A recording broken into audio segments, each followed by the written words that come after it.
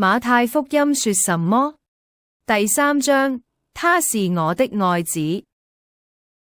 那時有施浸的約翰出來，在猶太的曠野傳道說：天國近了，你們應當悔改。